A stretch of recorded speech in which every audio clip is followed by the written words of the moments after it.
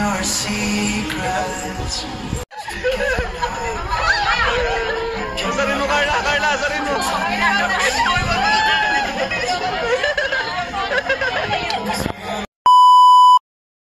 Hello mga kalingap! Welcome back to my YouTube channel. Magandang araw po sa lahat. Sa mandako kayo ng mundo naroon ngayon. At ito nga guys, no, panibagong reaction tayo mga kalingap dito sa comment no ng isang VIP sponsor. At ito na ngayon ay isang grupo, no?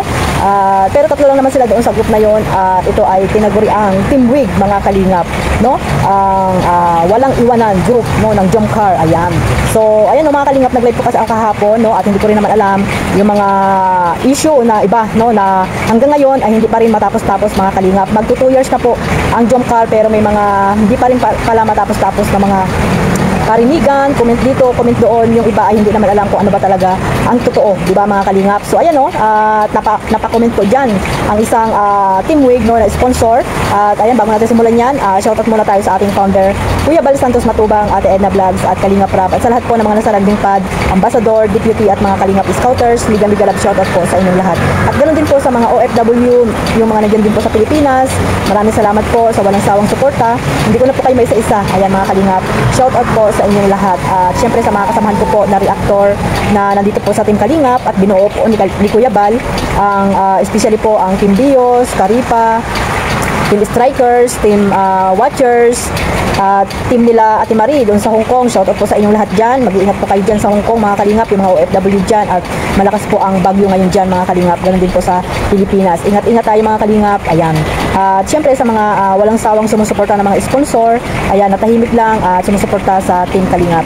Biga love shoutout po sa inyong lahat. At ito nga guys, no, diretso na po tayo sa ating reaction ngayon, no. At dito nga ay nag-live po ako kahapon. At ayun nga, no, yung mga na-discuss natin doon, yung mga nangyayari, ayan, na hindi matapos-tapos mga kalingap, kasi nga ayaw magsitigil, no. Kung tumigil na lang ba at nagpakapatawaran, no, at hindi na masyadong mataas ang mga pride at hindi na masyadong mga kung ano-ano mga sinasabi, ay sana ay tahimik na po ang buong community ng Jomcar. Ganon din po ang mga sponsor, di ba? Pero ano nangyayari mga kalingap? Kanya-kanyang kahulan, no? Kanya-kanyang mga pasikatan. So ayan, no, talaga namang may mga nababasa pa ang mga sponsor na hindi maganda. So ayan, no, at nagulat din ako sa pag-comment dito ng isang sponsor na nakita niyo naman po dyan na about po doon sa Thailand na dapat ay hindi na po natin yan binabalikan kasi nga ay matagal na po yan, no? 1 year pa yan, no? Nung nag 1 year po anniversary ang Jomcar, at ngayon na po ay malapit na mag 2 years na. Mag 2 years na po ang Jomcar. Pero ito po ay hindi po panunumbat, no? Kasi may nagsabi din na parang nanunumbat po. Sila na po yung mga nanunumbat ngayon.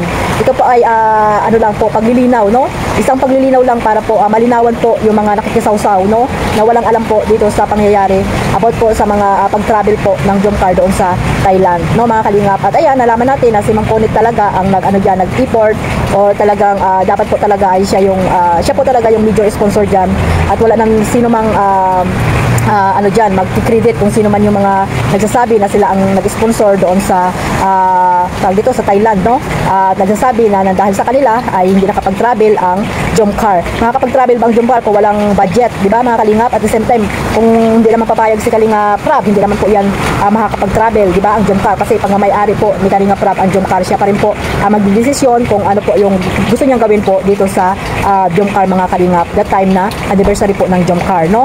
At ayan, no, ilang beses na po yan pinaliwanag ni Kuya Nel, no, dito sa kanyang mga live, no, noon pa man, na talagang si Ma'am Connie, alam ko din yun, yung si Ma'am Connie ang isang nag-reach out dito kay Kuya Jens, no, yung helicopter pa nga, di ba, yung 100,000 na pang helicopter sana nila Carla, at hindi nga natuloy, no. At ayun, ginamit na lang sa pag-Thailand. So nagulat ako mga kalingap, ganun pala kalaki, no, yung nagastos ni Ma'am Connie, almost 500,000 mga kalingap. Grabe guys, kaya napakabait po talaga, talagang maasahan po ang mga support, mga sponsor, no, yung Team Wig, na hanggang ngayon ay hindi pa rin iniiwan po ang Jomcar mga kalingap. At syempre, no, hindi lamang si Ma'am Connie, sila Ma'am Jenny, sila Ma'am Maylin, at iba pang mga sponsor na nag-abot din po doon sa papunta po nila ng Thailand that time, no, yung travel nila. Actually guys, hindi na natin yan binabalik-balikan yan, mga ano na yan, yung mga travel na yan, kasi mag 2 years na baga mga kalingap, kaya move forward na po tayo. Pero ano bang nangyari mga kalingap? At naulit na naman, no, binalik-balikan na naman ang mga issue na matagal nang tapos na.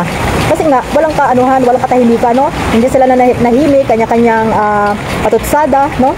Hindi natin alam kung bakit mga kalingap, may mga kanya-kanya naman na sinusuportahan. Dapat mag-focus na lang doon sa gusto nyo suportahan. Nasabi nyo nga ay one family, one kalingap, di ba? Pero ano ang nangyayari? Mag-focus na lang po kayo sa pagmamaraton, mas magbuti pa yung ganyan, no? At para maiwasan na po yung mga issue na ganito, no? At ayan, no, na hindi wala tayong kaalam-alam na mayroon pa palang mga comment na ganyan na talagang pinagmamalaki nyo na kayo yung dahilan kung bakit nakapag-travel ang Jomcar doon sa Thailand, no? Hindi nyo ba alam na kung walang budget ay hindi naman makakapunta? Hindi naman makakapunta yung sila Carla, sila Kalinga Prab, at sila din ang nag-effort niyan, bumili ng mga ticket, sila din ang nag-plano niyan, o ano pa ang mga ginawa ng iba dyan na sinasabi na hindi nakapag-travel ang Jomcar kung wala sila, di ba mga kalingap? Sana isip-isip din bago magsalita para hindi po tayo napapahiya, no? Sa katulad ngayon, mga naglalabasang mga kung ano-ano mga naglalabasan, nasabi nila ay nanunumbat daw. Hindi po yan panunumbat mga kalingap, no? Isa pong paglilinaw yan para po malaman ng iba na walang ginawa kundi makisawsaw sa mga issue na wala namang alam, no? Sa mga nangyayari noong panahon ng buo pa ang mga sponsor ng Jomcar dito sa isang group mga kalingap. So antayin natin yung iba pang mga lalabas po dyan, no, mga kalingap, at sana, no, tayo na mismo ang magpakumbaba. Tayo na mismo ang magpakumbaba kung wala man tayong nagawa or may mga nagawa man tayong pagkakamali. Hindi naman masama po na magpakumbaba tayo or humingi ng pasensya, no, mga kalingap. Hindi po yung kabawasan sa ating pagkatao para po sa ikatahimik sana ng lahat. Pero hindi walang nangyayaring ganoon mga kalingap, no? Parang matapang pa, no? Matapang pa tayo. So mahirap po yan yung mga ganyang pag-uugali po ng isang tao. So ayan mga kalingap, mag-focus lang po tayo sa pagmamaraton, no? Yung part 93, ayan. Mag-focus muna tayo sa part 93 mga kalingap para po tuloy-tuloy po ang magandang views po ng Jomcar. Ayan, congrats po sa lahat ng mga sumusuporta po sa Jomcar at syempre sa Team EDSA, no, kagabi nagpunta po sila sa premiere po ng Jomcar. Ayan, maraming salamat sa inyo at patuloy lang po tayo sa pag-support sa mga sa lahat po na mga love team, no, na sinusuportahan po natin dito sa Team Kalingap. At syempre, huwag po natin kalimutan ang ating founder, Kuya Bal Santos Matubang. Ayan, ingat po kayo Kuya Bal sa pag-travel niyo papunta ng Davao ngayon. At ayan, no, yung Team BSM ay pumunta po kayo ng Davao. Ayan, mag-iingat po kayo Kuya Bal at sana gabayan kayo ng ating Panginoon. Maraming salamat po at maraming salamat din sa walang sawang suporta ninyo sa aking maliit na YouTube channel Kalingap My Life. God bless us all. Mabuhay po Team Kalingap. Bye-bye!